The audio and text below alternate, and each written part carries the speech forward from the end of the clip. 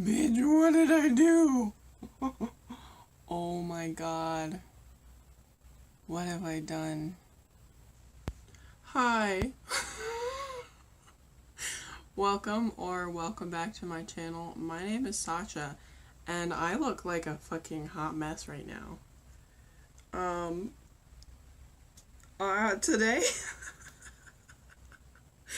Today I'm gonna be doing the literary mixtape 90's editions tag.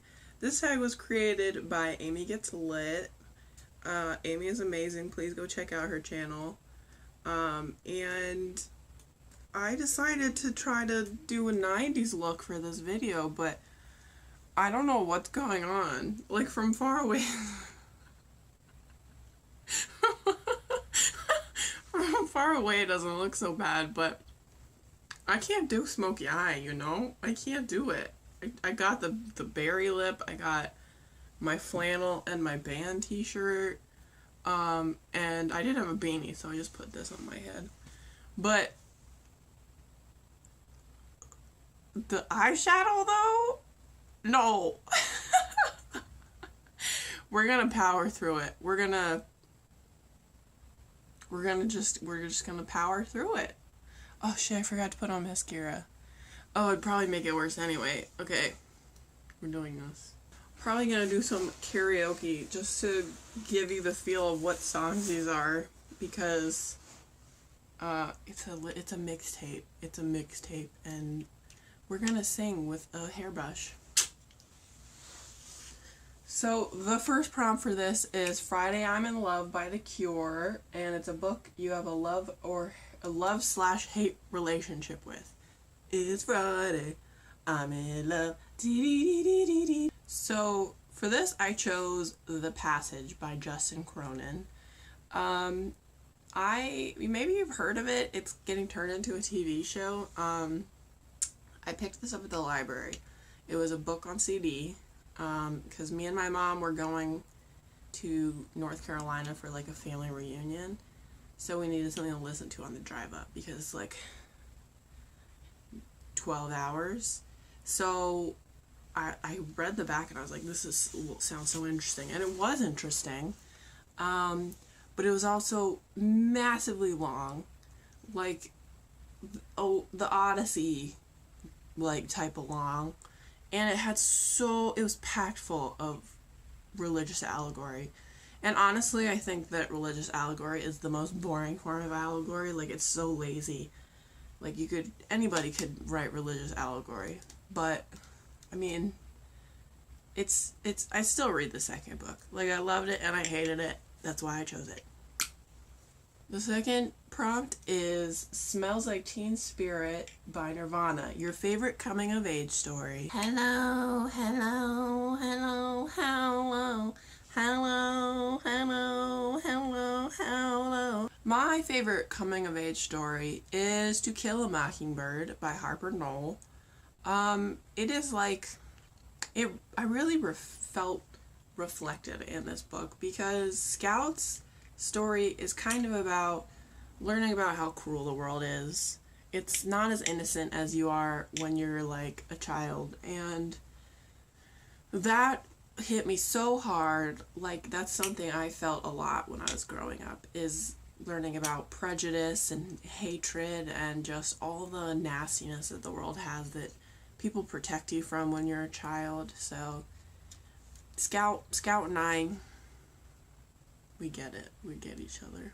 The third prompt is Criminal by Fiona Apple, your favorite true crime novel. And I'm feeling like a criminal. Someone help me, please. The book I chose for this was Lost Girl by John Glatt. And I didn't have a big selection to choose from. I love true crime, but I don't really read a lot of true crime books. I get most of my true crime from television. I love Forensic Files. I'm a Forensic Files nerd.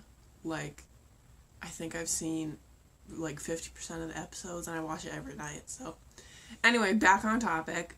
Lost Girls is about the kidnappings of Amanda Berry, Gina DeJesus and Michelle Knight.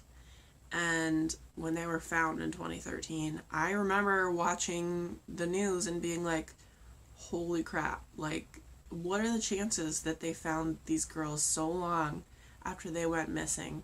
But they did, and it was like a miracle. And that was what interested me so much. And so it's kind of like a more in-depth look at their lives and their kidnappings and what they went through. And it's also a peek at like what Ariel Castro was like, you know, like in the mind of a criminal. Fourth prompt is Season of the Abyss by Slayer, a dark or heavy novel or short story collection. I am not going to sing for this one because I've never heard it, honestly, and I kind of feel bad. I feel like Slayer is one of those heavy metal classic bands. So just think of like a guitar solo, basically. When I heard this prompt, I immediately thought of At the Mountains of Madness and Other Stories of Terror by H.P. Lovecraft. H.P. Lovecraft is truly the king of horror. Sorry, Stephen King. This story, okay, I don't even like, the other stories are good, but At the Mountains of Madness was like so chilling and left my skin crawling, and like I still just am constantly thinking about what kind of things could be lurking in the areas we haven't explored yet. And I'm just thinking of like, oh, I don't want to spoil it for you, but like it's so creepy. The fifth prompt is Sabotage by the Beastie Boys. My Beastie Boys, I am your biggest fan. And it is a novel where the protagonist sabotages himself. Sabotage. Sabotage. Oh.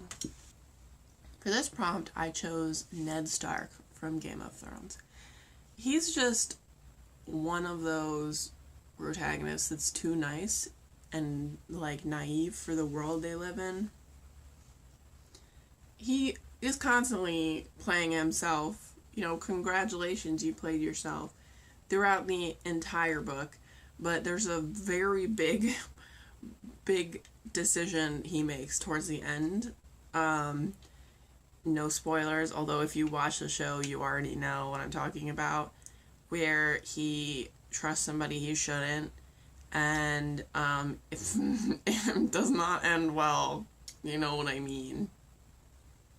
The sixth prompt is Wonderwall by Oasis, a novel with family members that hate each other. Oh, maybe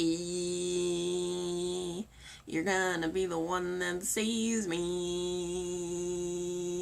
'Cause after all, you're my Wonderwall. I chose Girl with the Dragon Tattoo by Stieg Larsson. If you haven't read this book, there is so much like hatred for it's the Vanger. I'm sorry, I can't pronounce Swedish names. The Vanger family. They all just hate each other. They're suspected of killing one of the members of the family. Like, there's just so much animosity. I want to take these people to family therapy. It's like so messy. And you know I love me some messy family drama. The seventh prompt is Baby One More Time by Britney Spears, a book that you reread. Hit me baby one more time.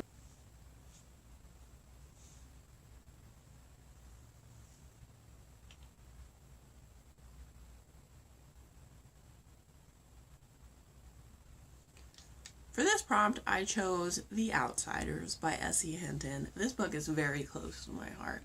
It was kind of one of those books that was handed down to me by my mother, because it was her favorite book, and so it became one of my favorite books, partially because of that.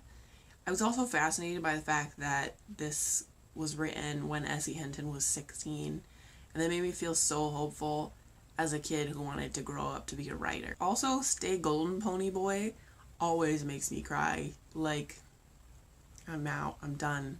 The prompt is Linger by the Cranberries A book that has stayed with you long after you put it down. I'm not even gonna lie to you. I don't remember any of the words to this song, so it'd just be me making weird squealing noises. For this, I chose Female of the Species by Mindy McGinnis. This book, oof. It is a rape revenge story, but really it's about how sexual violence can affect everyone in a small town. It packed such a punch. Like, I was crying by the end. There were so many points in this book where I was just like,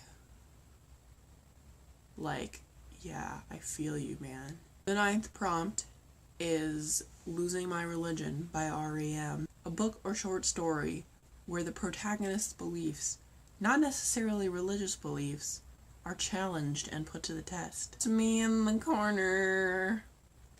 Oh, that's me in the spotlight, losing my religion. Why do you keep falling out? Just stop. Oh my gosh. You're supposed to be on my microphone. Just stay with me. For this, I chose The Kindness of Enemies by Layla Abulela.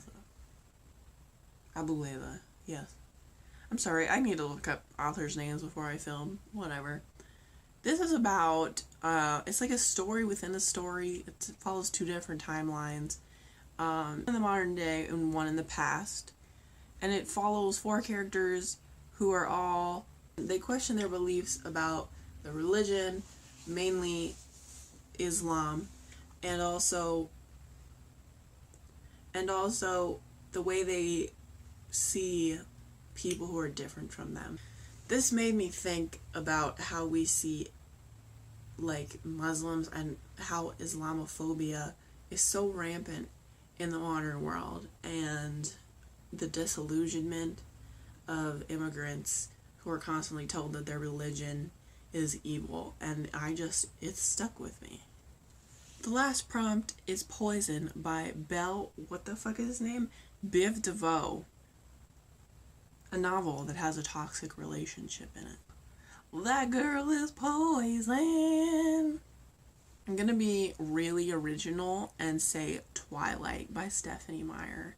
I'm not just talking about Edward and Bella. I'm talking about Bella and anybody who has a romantic attraction to her. She's like a well of toxicity and just taints every single relationship she has or possibly could have with any man. And it truly makes me question, like, how Stephanie Meyer sees men and just, I'm sorry, this is so outdated, but like, I still think about how awful all of the romances and attractions were that involved Bella Swan in Twilight. Like, that girl had problems. This is the end. I'm kind of hesitant to put this up because I feel like I humiliated myself, but also I'm not that mad about it. I feel like it was fun. I enjoyed it. Thank you, Amy, for tagging me. You're an angel. And this hairbrush is broken. And that's not even my fault. I don't know how I could, unless my voice was so bad it broke it. I tag literally anybody who wants to do this because it's fun. And you get to either sing or just like play along to music. And I challenge you to make a worse smoky eye look than me. If you've read any of these books, tell me in the comments down below. Tell me what you thought. And I will see you in the next one. Thanks for watching. Bye.